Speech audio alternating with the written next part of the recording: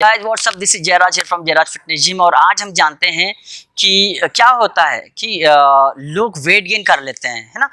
Weight gain को लेकर चिंतित रहते हैं कि ये वेट गेन हो क्यों रहा है और ये हमारे साथ ही क्यों हो रहा है, ये किसी और के साथ में क्यों नहीं हो रहा है। कई लोग पतले भी तो हैं, भले वो ज़्यादा खाते हैं फिर भी पतले हैं। सो इसी सब्जेक्ट को, इस टॉपिक में हम डिस्कस करने जा रहे हैं। So let's begin. सो देखिए, इस चीज़ को आपको साइंटिफिकली जानना होगा, ये होता क्या है। देखिए, there are 3 different types of body types and those are, one is ectomorph, second one is mesomorph, third one is endomorph।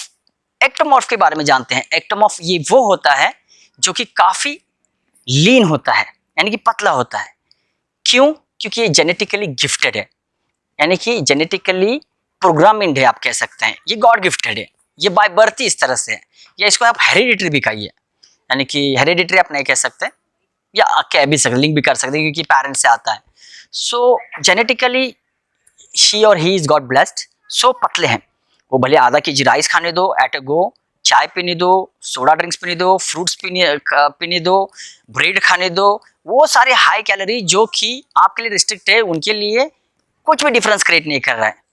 What is going on? It is only because of genetically gifted है। वो बैठे बैठे सोते सोते हुए भी calories ज्यादा burn कर लेते हैं क्योंकि वो जेनेटिकली गिफ्टेड है। इसको फिक्स करने के लिए, यानी कि अगर वेट गेन नहीं हो रहा है तो उसको वेट गेन कैसे कराएं, उसके लिए सिंपल ये है कि वो जितना कैलोरी खा रहे हैं उससे ज्यादा कैलोरी खाना पड़ेगा। And it has to be planned. एक रेजिमेंट होना चाहिए, ऐसा नहीं कि एक दिन खा लिया, दूसरे दिन नहीं खा लिया, तीसरे दिन नहीं। तो इससे अप एंड डाउन नहीं होना चाहिए। आपका जो भी ग्राफ है वो एक कंसिस्टेंट होना चाहिए। तो एक रेजिमेंट प्लान करें, उसमें हम यूजुअली करते हैं कि 5:1, यानी कि 500 कैलोरी अगर आपके कार्ब से आ रहे हैं तो आपको 100 कैलोरी प्रोटीन से आएंगे, या 500 ग्राम आप कार्बोहाइड्रेट्स ले रहे हैं तो 100 ग्राम आपको प्रोटीन्स लेने होंगे, तब जाके एक वेट गेन प्रमोट होगा। ठीक है, आप किसी और का डाइट प्लान करके वेट गेन प्रमोट नहीं कर सकते। तो उसके लिए आप एक प्रॉपर डाइटिशियन या न्यूट्रिशनिस्ट से मिलेंगे तो आपका प्रॉब्लम रिजॉल्व हो जाएगा। सेकेंड काउंटर पे आते हैं, वो है mesomorph. Mesomorph are the people those who are God gifted. God gifted यानी कि आप एक सलमान खान को ही ले लो। सलमान खान एक मेसोमॉर्फ बॉडी टाइप है, यानी कि ना वो बहुत सारा वेट गेन जैसा एक मोटा आदमी तो नहीं नजर आता है, इजंट इट, और बहुत पतला भी नहीं नजर आता है।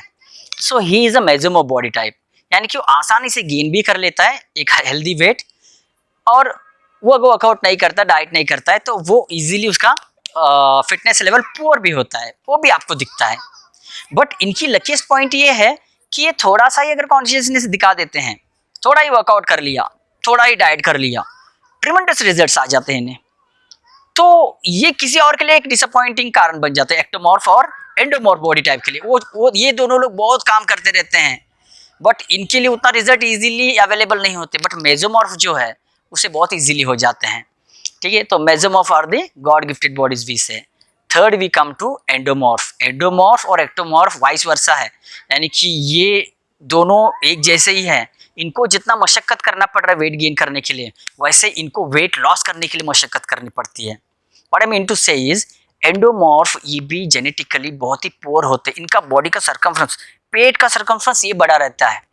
देखिए, एंडोमॉर्फ यानी कि क्या, पेट का सरकमफ्रेंस आपका बड़ा हो। कई लोग मैंने देखा है कि ओवर वेट रहते हैं बस, और वो अपने आप को एंडोमॉर्फ कैटेगरी में एनालाइज करते रहते हैं अपने आप को, ना करे ऐसे।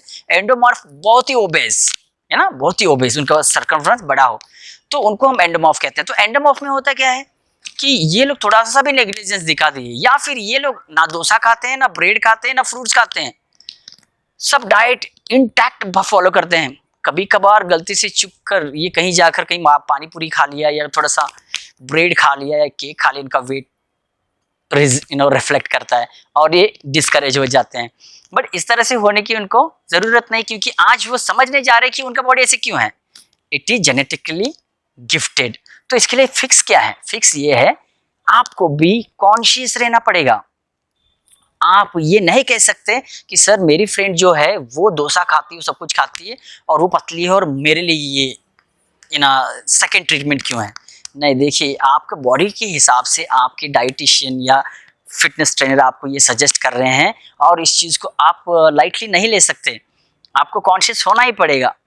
तो आप कॉन्शियसनेस बनाइए और देखिएगा, आप देखते देखते you will go on progressing. अगर आप थोड़ा भी इग्नोरेंस दिखाएंगे, you will gain like hell. So discourage ना हो जाए। तो अब चलिए हम मिथ्स एंड मिसकंसेप्शन के बारे में बात करते हैं। मिथ्स एंड मिसकंसेप्शन यानी कि क्या, वो जिम रिलेटेड, और स्पेशली एंडोमॉर्फ के साथ में होता है। एक्टोमॉर्फ लकी है, यानी कि वो उतना, हम 70-80% केसेस यही देखते हैं कि एंडोमॉर्फ के केसेस, वेट लॉस के केसेस आते हैं। तो हम आज उसी को ज़्यादा हम ब्रीफ करेंगे। तो मिथ्स एंड मिसकंसेप्शन क्या है कि ये क्या करते हैं, या जाएंगे जुम्बा, एरोबिक्स, योगा या ब्रिस्क वॉकिंग, इस तरीके के वो सोचते हैं कि ये हमारे लिए क्विक फिक्स अच्छा है। जिम करना उनके लिए सबसे बड़ा एक सवाल खड़ा हो जाता है, क्योंकि इतना रूमर फैला हुआ है कि उन्हें ये कहा जाता है कि अगर आप जिम करेंगे तो आपका वेट गेन हो जाएगा, फ्यूचर में आपका वेट गेन होगा। और ये रूमर कौन फैला रहा है? ये एंडोमॉर्फ बॉडी टाइप्स के लोग ही फैला रहे हैं। क्यों? क्योंकि उनके साथ क्या होता है, देखिए अभी एक सिचुएशन बताता हूं मैं, वो कैसे अपने आप को ये सोच लेते हैं कि इस वजह से इनके साथ में ये हुआ है। ठीक है, तो इनका एजम्पशन ये है, ये आते तो है, कब आते हैं, हालांकि हम लोग ज़्यादातर लड़कियां देखते हैं कि 18, 20, 22, मैक्सिमम 25 इस एज फ्रेम में आते हैं हमारे पास। वेट लॉस करना है, पर्पस होता है क्लियर कि she want to get married. और हम जब उन्हें एनालाइज करते हैं तो हमें पता चलता है कि स्कूल टाइम से ही she is been bit at a chubbier side and at a overweight side, and at the age of 22 she has come to us, and yet she is not that bad, but yet too on the day of marriage she want to look glamorous। तो ये हमें purpose clear cut है, तो हम उसके ऊपर काम करते हैं एंड एक अच्छा ट्रांसफॉर्मेशन हम उन्हें अवेलेबल करने की कोशिश करते हैं। एंडोमॉर्फ में जैसे मैंने हाल में डिस्कस किया, it becomes little difficult but it is possible. Every problem has a solution. It becomes possible unless and otherwise they give their 100% dedication towards their diet and regular workouts।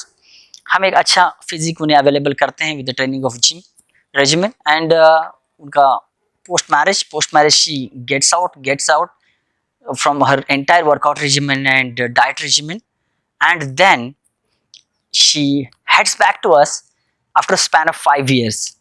5 साल के बाद वो वापस आकर मिलते हैं और हमें कहते हैं कि sir, look at my marriage photo. In the marriage photo I am looking so nice, so beautiful, but now see my condition has gone worst. I have gain so much of it, and I think this could be one of the reason of doing gymming, the weight training। जब इन लोगों ने ऐसे समझ ही लिया है तो अब इस मिसअंडरस्टैंडिंग को कौन क्लियर करे? अगर आप गलत समझ लेते, मान लेते हैं, तो इसे क्लियर करने वाला कौन है? ये हम ही है। हमसे आकर ये सलाह लेंगे, समझने की कोशिश करेंगे, तब समझ पाएंगे। अगर ये समझने की कोशिश ही नहीं करेंगे तो होगा क्या? Nothing will happen. एक मिसकंसेप्शन में वो हमेशा के लिए जिम करना ही बंद कर देंगे, फिर वापस वही ट्रायल एंड टेस्टेड एक्सपेरिमेंट शुरू हो जाएंगे। कभी कार्डियो कर लिया, कभी जुम्बा कर लिया, कभी वो कर लिया, कभी देखिए, हमारे ईजीएस्ट मेथड को हम अडाप्ट होने के लिए काफ़ी इजीली अपना इंटरेस्ट एक्सप्रेस करते हैं।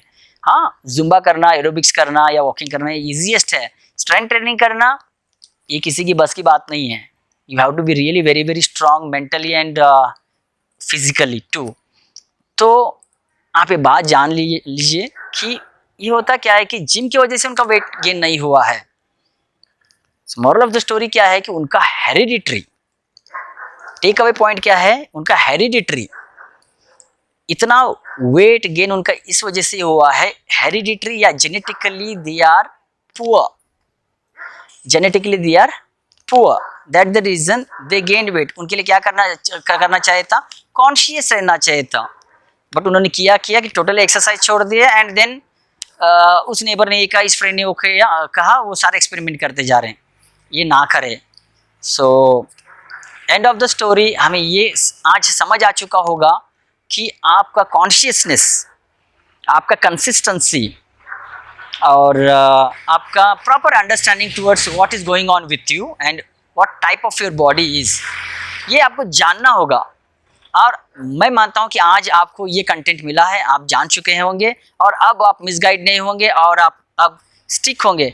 अगर आप स्टिक होंगे तो आप फिटनेस मिलेगा आपको, आप खुश हैं, आप स्टिक नहीं होंगे, आपका पुअर फिटनेस हो जाएगा। ये भी आप जानेंगे, अभी जान चुके होंगे। और इसके लिए भी आपको क्या रहना होगा, खुश रहना होगा। तो आप डिसअपॉइंट ना हो, इस फैक्ट को जानने और फैक्ट के साथ चले, ताकि आप ज्यादा डिस्टर्ब और डिस्ट्रैक्टेड नहीं रहेंगे। So on this note, let's wind up. This is Jayraj, thanks for hearing to me, bye bye.